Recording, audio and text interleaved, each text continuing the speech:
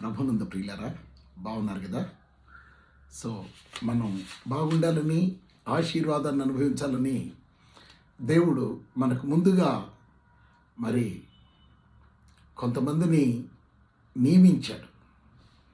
ఆ నియమించబడినటువంటి వాళ్ళలో ఒక అద్భుతమైన వ్యక్తి ఎవరు అని అంటే అబ్రహాం. రైట్, అబ్రహాంని దేవుడు ఆశీర్వదించాడు.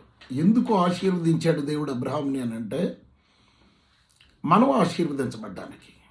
సో మన జీవితంలో ఆశీర్వాదాన్ని అనుభవించడానికి దేవుడు ముందుగా అబ్రహాంను ఆశీర్వదించాడు.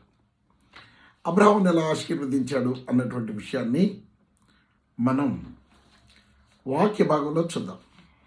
ఆదికాండ గ్రంథం 12వ అధ్యాయం 1వ వచనం నేను చదువుతున్నాను. యెహోవా చెప్తున్నాడు అబ్రహాముతో, నీవు లేచి నీ దేశము నుండి, నీ బంధువుల యొద్ద నుండి, నీ తండ్రి ఇంటి నుండి బయలుదేరి నేను నీకు చూపించు దేశమునకు వెళ్ళుము అన్నాడు. ఏమన్నాడు దేవుడు? మొదటిగా నీవు లేచి అన్నాడు. అంటే he was in the stationery position. ఆయన ఆ దేశంలో తన ఇంటిలో స్థిరంగా ఉన్నాడు.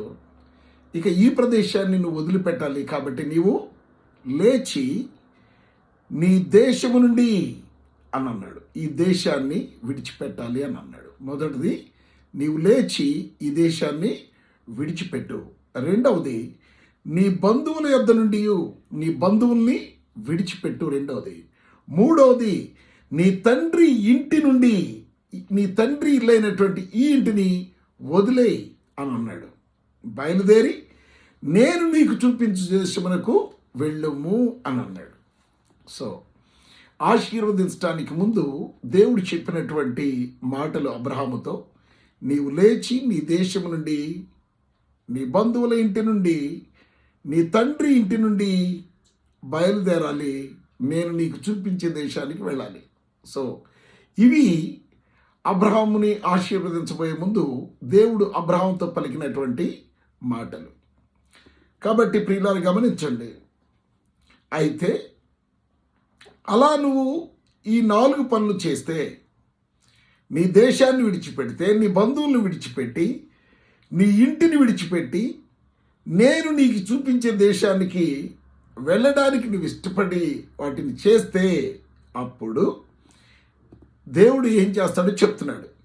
నిన్ను గొప్ప జనంగా చేస్తాను అని అన్నాడు. సో గొప్ప జనంగా చేయడం అన్నది ఆశీర్వాదం. రైట్. రెండవది, నిన్ను ఆశీర్వదిస్తాను అని అన్నాడు. రెండవది ఏంటి? నిన్ను ఆశీర్వదిస్తాను అన్నాడు. రైట్. సో మూడోది ఏం చెప్పాడు? నీ నామాన్ని గొప్ప చేస్తాను అని అన్నాడు. నీ పేరు గొప్ప చేస్తాను అని అన్నాడు. నీ పేరు దేశాల గ్లోబ్ మొత్తం నీ పేరు నేను హెచ్చిస్తాను. నీ పేరుని గ్లోబ్ ప్రపంచ పటంలో నీ పేరు నిలిచిపోయేటట్లు చేస్తాను అన్నాడు. అవునా? ఏ దేశానికి వెళ్ళినా అక్కడ దేవుని నమ్మిన పిల్లలు కానీ ఉంటే వాళ్ళకి అబ్రహాం తప్పనిసరిగా తెలిసి ఉండాలి. అబ్రహాం తెలియకుండా ఏ ఆశీర్వాదం కూడా ఎవరు అనుభవించలేరు. అది దేవుడు చెప్పినటువంటి మాట. నిన్ను గొప్ప జనముగా చేస్తాను.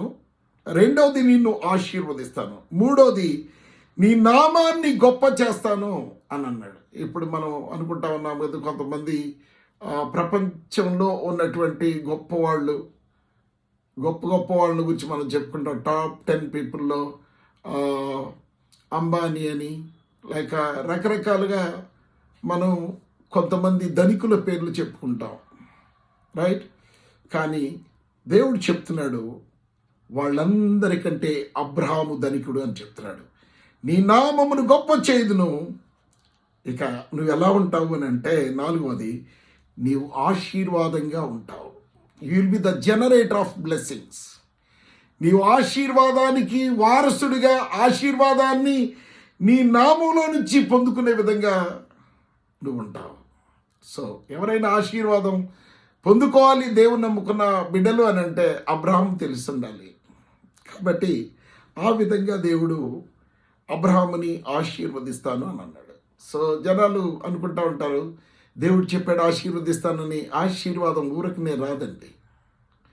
సో ఆశీర్వాదం ప్రభు నమ్ముకొని ఇంట్లో కూర్చుంటే ఊరకనే వచ్చేది ఆశీర్వాదం కాదు. ఆశీర్వాదం ఊరకనే రాదు. ఆశీర్వాదం రావాలంటే దేవుడు చెప్పిన పనులు చేయాలి. ఆశీర్వాదం రావాలంటే దేశాన్ని విడిచిపెట్టాడు, బంధువుల్ని విడిచిపెట్టాడు, తండ్రి ఇంటి నుండి బయలుదేరాడు, దేవుడు చూయించిన దేశానికి వెళ్ళాడు. అప్పుడు దేవుడు ఆయన ఏమన్నాడు తెలుసా? నిన్ను గొప్ప జనంగా చేస్తానన్నాడు. గొప్ప జనంగా చేసి చూయించాడు. ఆ భాగాన్ని ఆదికాండం 13వ అధ్యాయం 5 నుండి 7 వచనాలు చదువుకుందాం. అబ్రహాము లోతు కలిసి నివసించుటకు ఆ ప్రదేశము చాలకపోయాను అని అన్నాడు. ఏంటి? అబ్రహాము లోతు కలిసి నివసించటానికి ఆ ప్రదేశము చాలలేదండి. ఆ ప్రదేశం చాలలేదు, చాలకపోయాను. ఏ ప్రదేశం? వాళ్ళు అబ్రహాము లోతు మరి కలిసి ఉన్నటువంటి ప్రదేశం, అవునా, కనాను ప్రదేశం. ఎందుకనగా వారి ఆస్తి వారు కలిసి నివసించలేనంత విస్తారమై ఉండెను. ఆశీర్వదించేసాడు దేవుడు. ఎలా ఆశీర్వదించాడంటే అది మనం ఇక్కడ చదువు 13వ అధ్యాయం ఆదికాండ గ్రంథం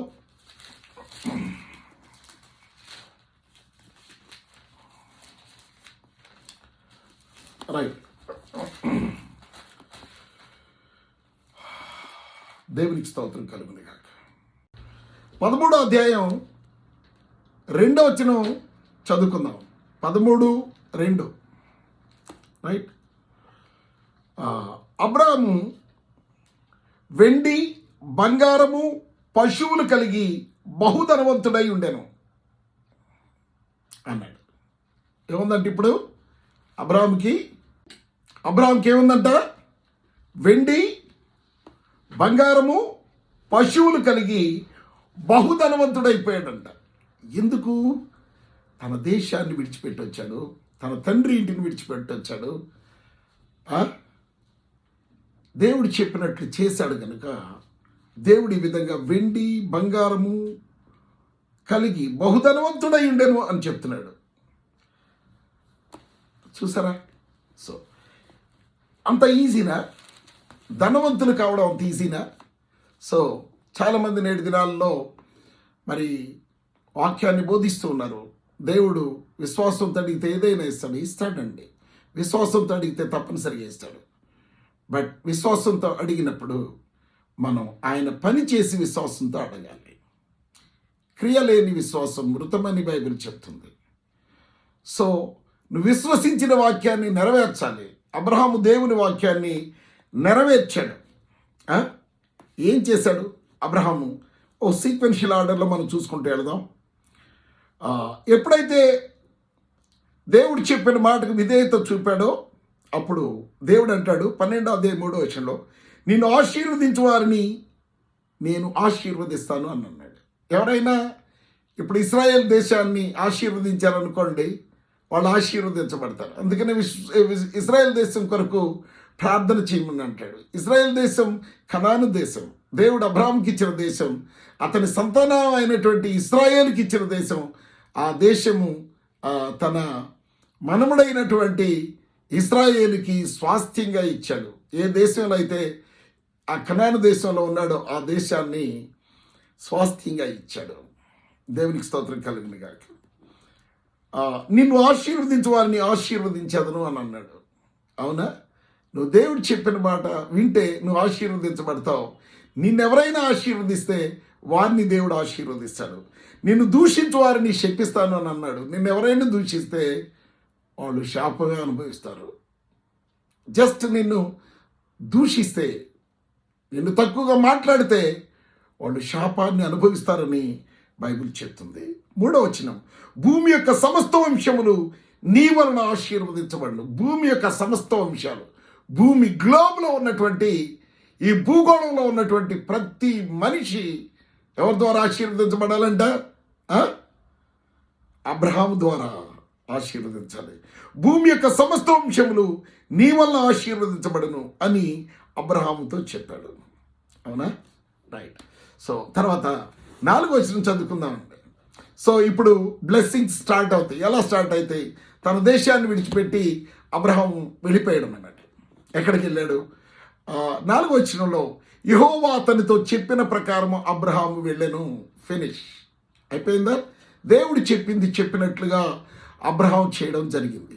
యెహోవా అతనితో చెప్పిన ప్రకారము అబ్రహాము వెళ్ళెను. 5వ వచనం చదువుకుందాం. అక్కడే జెనసిస్ 12:5 హారాను నుండి బయలుదేరి తన సొంత ఊరైనటువంటి హారాను నుండి బయలుదేరి కనాను దేశమునకు వచ్చిరి అని అంటే ఇక్కడ ఉన్నారు అబ్రహాము తమ్ముడైన లోతు, అవునా? ఇంకా అబ్రహాము తండ్రి కూడా వీళ్ళతో ఉన్నాడు. సో అబ్రహాము తండ్రి చనిపోయాడు. తర్వాత లోతు అబ్రహాము ఇద్దరు ఉన్నారన్నమాట, రైట్? సో హారాను నుండి బయలుదేరి కనాను దేశానికి వచ్చారంట అబ్రహాము లోతు కలిసి. అప్పుడు కనానుకు వెళ్ళిన తర్వాత 7వ వచనంలో అంటాడు యెహోవా అబ్రహామునకు ప్రత్యక్షమయ్యాడు. ఎప్పుడు? దేవుడు చెప్పినట్లు తన దేశాన్ని, తన ఇంటిని, తన బంధువుల్ని అన్నిటినీ విడిచిపెట్టి తను వెళ్ళమున్న దేశానికి వెళ్ళాడు గనుక కనానుకు వెళ్ళిన తర్వాత అక్కడ ఏమయ్యాడంట? యెహోవా అబ్రహామునకు ప్రత్యక్షమయ్యాడంట. అయి మళ్ళీ ఆశీర్వాదాన్ని గుర్తు చేస్తూ ఉన్నాడు. నీ సంతానమునకు కనాను దేశాన్ని ఇస్తానని చెప్పాడు. ఏం చెప్పాడు? ప్రత్యక్షమై నీ సంతానానికి కనాను దేశాన్ని ఇస్తాను అన్నాడు. ఇప్పుడు ఇశ్రాయేలీలు నివసిస్తున్నటువంటి, అవునా, యాకోబు సంతానమైనటువంటి వాళ్ళు, యాకోబుకి దేవుడు ఆశీర్వదించిన తర్వాత యాకోబుని నీ పేరు ఇశ్రాయేలు అని అన్నాడు. అక్కడి నుంచి ఆ పేరు మార్చిన తర్వాత తన జీవితం మారిపోయింది. తన బానిసత్వం నుంచి విడుదల పొందాడు. తన మరణం కొట్టివేయబడింది, అవునా? సో తన ఆశీర్వాదంగా మారిపోయాడు. తండ్రికి ఇచ్చిన ఆశీర్వాదం తన మనముడైనటువంటి యాకోబు మీదకి కూడా వచ్చేసింది, అంటే ఇశ్రాయేలు మీదకి వచ్చింది. ఇప్పుడు ఆ కనాను దేశాన్ని మనం ఇశ్రాయేలు దేశంగా పిలుచుకుంటూ ఉన్నాం. ఇంకా ఏమన్నాడు తెలుసా? ఇదిగో నీ కుమారులు, నీ సంతానము ఆ కనాను సరిహద్దుల్ని స్వాధీనం చేసుకుంటారు అని అన్నాడు. అదే రీసెంట్లీ మనం చూస్తూ ఉన్నాం. మొన్న యుద్ధం జరిగినప్పుడు ఫిలిస్తీన్లు నివసించేటువంటి ఆ ప్రదేశం ఉంది కదా, గాజా, ఇదంతా కూడా సో ఇజ్రాయెల్ కంట్రోల్లోకి తీసుకున్నారు. సో దేవుడు చెప్పింది చెప్పినట్లుగా చేసే దేవుడు. కాబట్టి దేవుడు చెప్పినట్లు మనం చేస్తే ఆయన చెప్పినట్లు మనల్ని ఆశీర్వదిస్తాడు కదా. అప్పుడు ఏం జరిగింది? కనాను దేశాన్ని ఇస్తానని చెప్పాడు. అప్పుడు తనకు ప్రత్యక్షమైన యెహోవాకు ఒక బలిపీఠాన్ని కట్టాడు. అన్నమాట. దేవునికి స్తోత్రం కలుగును గాక. 8వ వచనం చూద్దాం. అంటే ఆరాధించడానికి తన మనస్సు సిద్ధపడిపోయింది. అబ్రహాం మనస్సు సిద్ధపడిపోయింది. 8వ వచనం చదువుకుందాం. ఇక అక్కడి నుంచి కొంచెం ముందుకెళ్ళి బేతేలు దగ్గరికి వెళ్ళాడు. బేతేలు అనే ప్లేస్కి హాయికి మధ్యలో ఒక గుడారం వేసి అక్కడ యెహోవాకు బలిపీఠము కట్టి యెహోవా నామమున ప్రార్థన చేశాను. తన జీవితంలో ఆశీర్వదించబడిన వ్యక్తుల జీవితాల్లో ప్రార్థన ఉండాలి. సో అబ్రహాము జీవితంలో ప్రార్థన చేస్తూ ఉన్నాడు. ఎందుకు చేస్తూ ఉన్నాడంటే బికాజ్ ఆఫ్ బ్లెస్సింగ్స్. తాను పిలిచినటువంటి దేవుని నమ్మి తన దేశాన్ని, తన ఇంటి వారిని విడిచిపెట్టి మరి ఆయన రావడం జరిగింది, కనాన్ రావడం జరిగింది. కాబట్టి దేవుడు అబ్రహాముకి అక్కడ ప్రత్యక్షమై ఈ దేశాన్ని నీ సంతానానికి ఇస్తాను అని అన్నాడు. నీ సంతానానికి ఇస్తాను అని చెప్పి ఆయన వాగ్దానం చేశాడన్నమాట. దేవుని కృపగల నామానికి మహిమ కలుగును గాక. ఇప్పుడు బేతేలుకి హాయికి మధ్యలో గుడారం వేసుకున్నటువంటి అబ్రహాము అక్కడ యెహోవాకు బలిపీఠము కట్టి యెహోవా నామమున ప్రార్థన చేశాను. నమ్మాలి, ప్రభు చెప్పింది, తండ్రి అయిన దేవుడు చెప్పింది చేయాలి. ఆ తర్వాత ప్రార్థన చేస్తూ ఆయనతో సహవాసం చేయాలి. ఇవన్నీ చేస్తూ ఉంటేనే నీకు ఆశీర్వాదం. కానీ ఏదో దేవుని నమ్ముకుంటే నువ్వు ఆశీర్వదించబడతావు మరి అని నీకు ఏదో లారీ వస్తుంది, ఆస్తులు వస్తాయి, బంగారం వస్తుంది, ఇల్లు వస్తుంది, ఇవన్నీ చెప్తే కాదండి. అవి కాదు. అవన్నీ వస్తాయి నిజమే, కానీ ఎప్పుడు వస్తాయి అని అంటే దేవుడు చెప్పిన మాట వినినప్పుడు మాత్రమే ఆశీర్వాదాలు విడుదలవుతాయి. నీ జీవితంలో ఆశీర్వాదాలు మూమెంటం తీసుకోవాలి, విడుదల కావాలి అని అంటే దేవుడు చెప్పింది చెప్పినట్లుగా నువ్వు చేయాలి. అవునా? ప్రార్థన చేశాను. అక్కడి నుంచి ఏం జరిగింది? అక్కడి నుండి అబ్రహాము ప్రయాణం చేస్తూ దక్షిణ దిక్కుకు వెళ్ళాడు. అప్పుడు ఆ దేశంలో గొప్ప కరువు వచ్చింది. ఆ కరువు వచ్చిన తర్వాత అక్కడి నుంచి ఏం చేశాడట? ఐగుప్తు దేశానికి వెళ్ళాడు. అక్కడి నుంచి తిరిగి వెళ్ళి బేతేలుకు హాయికి మధ్యలో మళ్ళీ తిరిగి తాను మొదటిగా అంటే రెండోసారి బలిపీఠాన్ని కట్టినటువంటి ప్రదేశమైనటువంటి బేతేలు హాయికి మధ్యలోకి అక్కడికి చేరుకున్నాడు. ఆ ప్రదేశానికి తాను మొదట బలిపీఠం కట్టిన 13:4 చదువుకుందాం. తాను మొదట బలిపీఠం కట్టిన చోట చేరెను. అక్కడ అబ్రహాము యెహోవా నామమున మరలా ప్రార్థన చేశాను అని అన్నాడు. సో దేవునితో తన జీవితాన్ని ఆయన గడుపుతూ పోతూ ఉన్నాడన్నమాట. రైట్. తర్వాత జరిగింది ఏంటి అని అంటే, యాక్చువల్గా దేవుడు రమ్మంది అబ్రహామును మాత్రమే రమ్మన్నాడు. కానీ అబ్రహాంతో పాటు ఎవరు వచ్చారు? లోతు కూడా వచ్చాడు. తన తమ్ముడైనటువంటి లోతు కూడా వచ్చాడు. అవునా? లోతు వచ్చాడు. అప్పుడు ఇందాక మనం చదువుకున్నాం కదా, 13వ అధ్యాయం 5-7 అబ్రహాము లోతు కలిసి నివసించుటకు ఆ ప్రదేశము చాలకపోయాను అని అన్నాడు. రైట్. అబ్రహాముని దీవిస్తూ వచ్చాడు దేవుడు. అవునా? ఎందుకనగా వారి ఆస్తి వారు కలిసి నివసించలేనంత విస్తారమై ఉండెను. విస్తారమైన ఆస్తితో మరి ఆ దేశాన్ని వాళ్ళు విడిచిపెట్టి రాలేదు. ఎలా వచ్చారు వాళ్ళు? వాళ్ళు ఎలా వచ్చారు? వాళ్ళకప్పుడు కలిగినటువంటి అన్నీ కూడా తీసుకొని వచ్చారు, కానీ అది విస్తారమైన ఆస్తి కాదు. వాళ్ళు బయలుదేరి దేవుడు చెప్పిన మాట ప్రకారం చేశారు కనుక విస్తారమైన ఆస్తి కలిమి వారికి కలిగింది. వెండి బంగారములు కలిగి బహు గొప్ప ధనవంతుడు అయిపోయాడు అనమాట. వారి పశువుల కాపర్లకి గొడవలు పడే స్థితికి వెళ్ళిపోయారు అన్నమాట. దేవునికి స్తోత్రం కలుగును గాక. పశువుల కాపర్లకి గొడవలు వస్తున్నాయి. విస్తారమైనటువంటి సంపద దేవుడు వారికి ఇచ్చేశాడు, ఆశీర్వదించాడు. అవునా? కాబట్టి జెనసిస్ 13:14 చూద్దాం. లోతు అబ్రహామును విడిచిపోయిన తరువాత అని అంటాడు. లోతు అబ్రహామును విడిచిపోయిన తరువాత ఏం జరిగింది?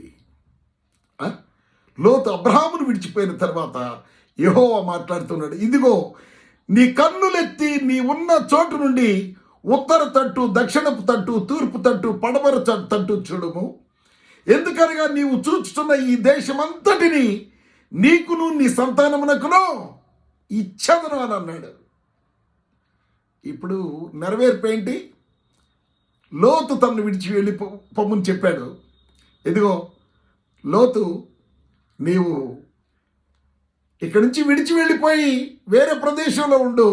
నీ కాపర్లకి నా కాపర్లకి గొడవలు ఇదంతా దేనికి?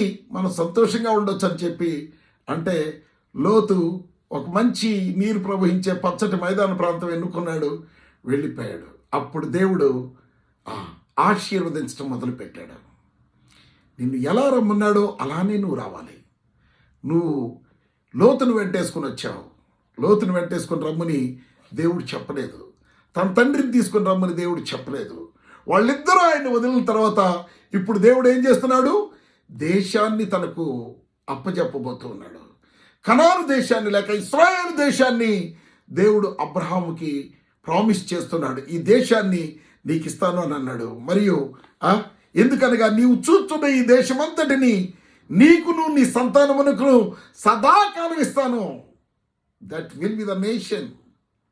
ఇప్పుడు ఇశ్రాయేల్ దేశం అన్బీటబుల్ కంట్రీ. ఆ దేశాన్ని ఎవరు జయించలేనటువంటి ప్రొటెక్షన్తో దేవుడు దాన్ని కాస్తూ ఉన్నాడు ఇప్పుడు. అవునా? దేవునికి స్తోత్రం కలుగును గాక.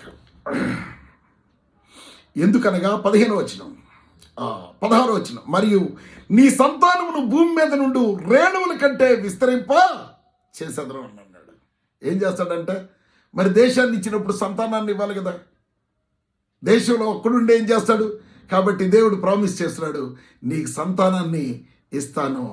అది ఎలా ఉంటుంది అని అంటే ఇసుక రేణువుల వలె, ఆకాశ నక్షత్రాల వలె ఆ సంతానాన్ని విస్తరింపచేస్తానన్నాడు. 18వ వచనం చదువుకుందాం. జెనసిస్ 13:18. అప్పుడు అబ్రాహాము తన గుడారం తీసి హెబ్రోనులోని మమ్రే దగ్గరనున్న సింధూర వృక్షవనములో దిగి అక్కడ యెహోవాకు బలిపీఠము కట్టెను. వెళ్ళిన ప్రతి ప్రదేశంలో దేవుణ్ణి జ్ఞాపకం చేసుకొని ఉన్నాడు, దేవుణ్ణి ఆరాధిస్తూ ఉన్నాడు, దేవుణ్ణి విడిచిపెట్టకుండా ఫాలో అవుతూ ఉన్నాడు. అందువలన అబ్రహాము ఆశీర్వాదాన్ని అనుభవిస్తూ ఉన్నాడు. అంతేకాదండి, జెనసిస్ 18:18-19 మనం చదువుకుంటే అక్కడ ఉన్నటువంటి కొన్ని అద్భుతమైన మాటలు మనం చదువుకుందాం. ఆ మాటలు చదువుతాను. అబ్రహాం దగ్గరికి ఒక ముగ్గురు వ్యక్తులు వచ్చారన్నమాట. అవునా? ఆ భాగాన్ని మనం ఇక్కడ చదువుకుందాం.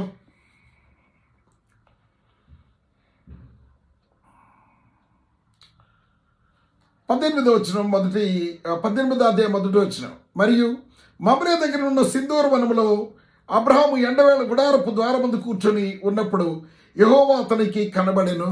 యెహోవా కనబడ్డాడంట. ఎవరికి? అబ్రహాము కనబడ్డాడు. ఏం చేశాడు? కనబడెను. అతడు కన్నులెత్తి చూసినప్పుడు ముగ్గురు మనుషులు అతని ఎదుట నిలవబడి ఉండిరి. అతడు వారిని చూచి గుడారపు వాకిట నుండి వారిని ఎదుర్కొనుటకు పరిగెత్తి నేల మట్టుకు వంగి, ప్రభువా నీ కటాక్షము నా మీద నున్న ఎడల ఇప్పుడు నీ దాసుని దాటిపోవద్దు అని ఆతిథ్యం ఇచ్చాడు. దేవునికి ఆతిథ్యం ఇచ్చాడు. ఆ తర్వాత వాళ్ళు చెప్పారు, ప్రామిస్ చేశాడు కదా, ఆకాశ నక్షత్రాల వలె నీ సంతానాన్ని విస్తరింప చేస్తాను, ఇసుక రేణువుల వలె విస్తరింప చేస్తాను అని. అందుకని దేవుడు తిరిగి ఆయన దగ్గరికి వచ్చి ఆ ప్రామిస్ నెరవేర్చడానికి ఆయన ఏం చేశాడు తెలుసా?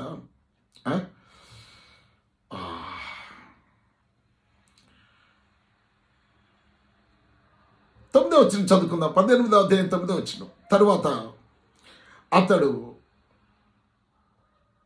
వారతను చూచి, నీ భార్య అయిన శారా ఎక్కడున్నదని అడుగ్గా అతడు, అదిగో గుడారంలో ఉన్నదని చెప్పాను. అందుకు ఆయన, మీదిటికి ఈ కాలమున నీ యొద్దకు నిశ్చయముగా మరలా వచ్చేదను, అప్పుడు నీ భార్య అయిన శారాకు ఒక కుమారుడు కలుగునని చెప్పాను.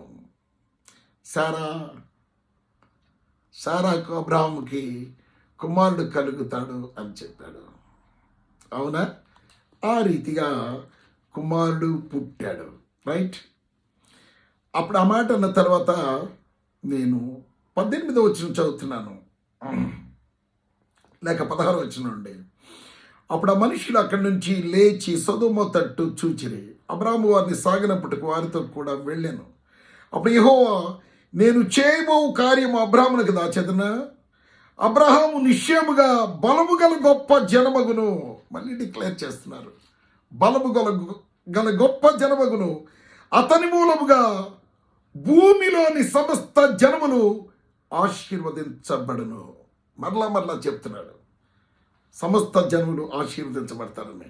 ఎట్లనగా, ఎందుకు ఆశీర్వదించబడతారు తెలుసా? ఎట్లనగా యెహోవా అబ్రహామును గురించి చెప్పినది అతనికి కలుగజేయనట్లు. అబ్రహాముకి ఏం చెప్పాడు? నీవు భూలోకములోని సమస్త జనములను ఆశీర్వాదింపబడతారు అని చెప్పాడు కదా. అతని మూలముగా, అబ్రహాం మూలముగా భూలోకంలోని సమస్త జనాలు ఆశీర్వదించబడతారు అని చెప్పాడు కదా. అది నెరవేరడానికి అతనికి కలుగు చేయనట్లు తన తరువాత తన పిల్లలు, వాళ్ళు పుడతారు కదా, జనరేషన్స్, ఇస్సాకు, యాకోబు, వీళ్ళంతా పుడతారు కదా. పుట్టిన తర్వాత ఆ పిల్లలు తన పిల్లలను తన ఇంటి వారును నీతి న్యాయమును జరిగించు యెహోవా మార్గమును గైకొనుటకు అతడు వారికి ఆజ్ఞాపించునని నేను ఎరిగి ఉన్నానని దేవుడు టెస్టిఫై చేస్తూ ఉన్నాడు. దేవుడు చెప్తూ ఉన్నాడు. దేవునికి స్తోత్రం కలిగిన గాని. ఏం చెప్తున్నాడు? అబ్రహాం ఎలా జీవించాడు?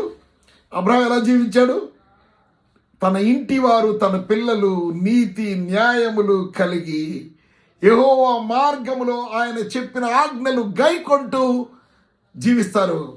కాబట్టి ఆ ఆశీర్వాదాన్ని నేను కొనసాగిస్తాను అని చెప్తూ ఉన్నాడు. రైట్? ఆశీర్వాదం ఊరికనే రాదండి. దేవుడు చెప్పినట్టు చేయాలి.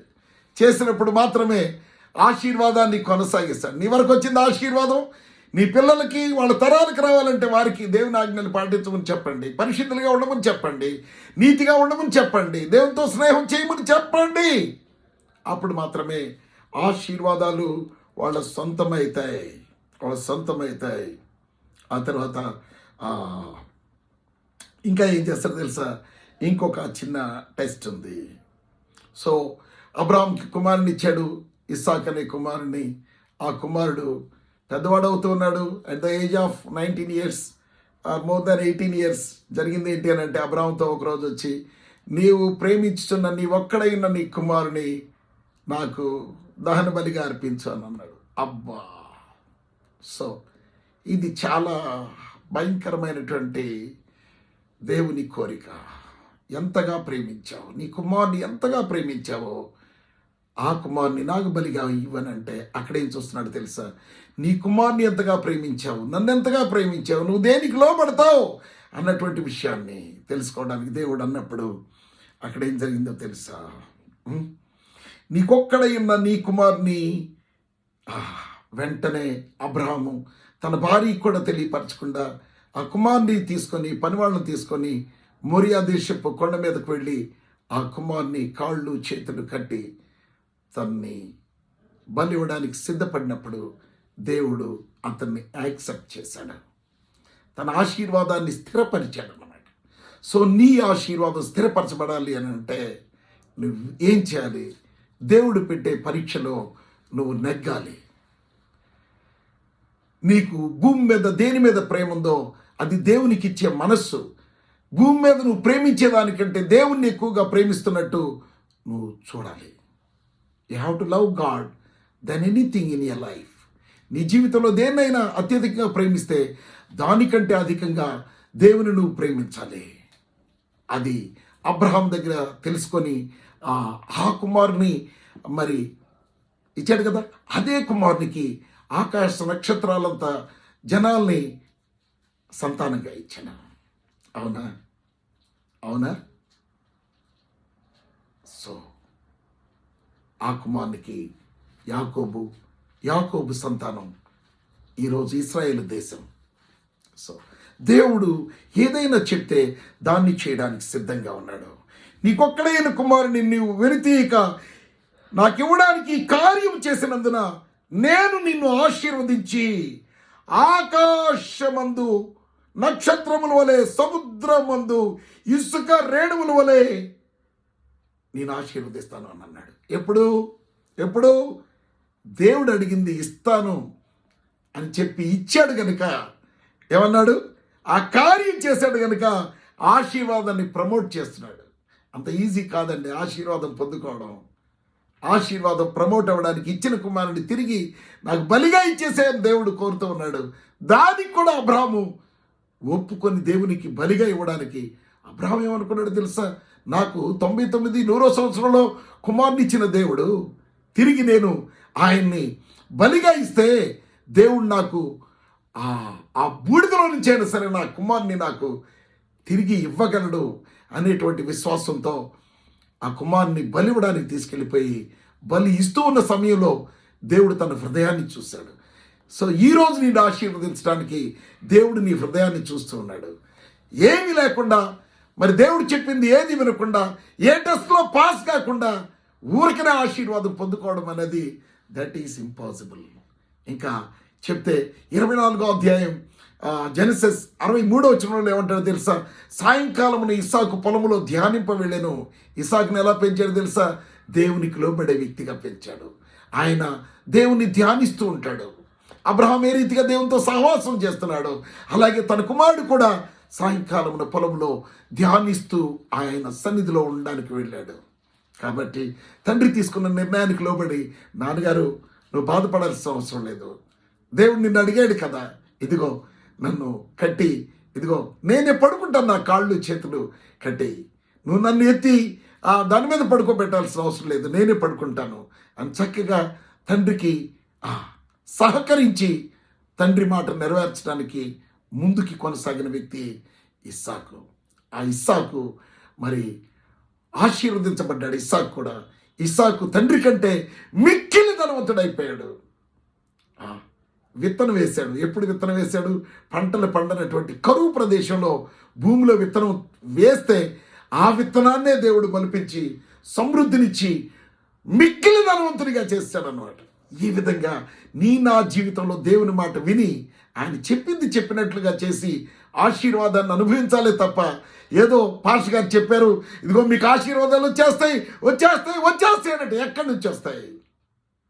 ప్రభు చిత్తాన్ని నెరవేర్చకుండా ఏ ఆశీర్వాదాన్ని నువ్వు అనుభవించలేవు. నీకు ఇచ్చిన ఆశీర్వాదం మొదటగా చాలు. అదేంటో తెలుసా? ఆ మాట మనం చదువుకుందాం. మరి మనం అన్యజనులుగా ఉన్నాం కదా, మనకు ఆశీర్వాదం ఎలా కలుగుతుంది అని అంటే ఇక్కడ చెప్తున్నాడు. గలతీయులకు రాసిన పత్రికలో 3వ అధ్యాయం 13వ వచనంలో చదువుకుందాం. ఆత్మను గురించిన వాగ్దానం విశ్వాసం వల్ల మనకు లభించినట్లు అబ్రహాము పొందిన ఆశీర్వచనము క్రీస్తు యేసు ద్వారా అన్యజనులకు కలుగుటకై అన్నాడు.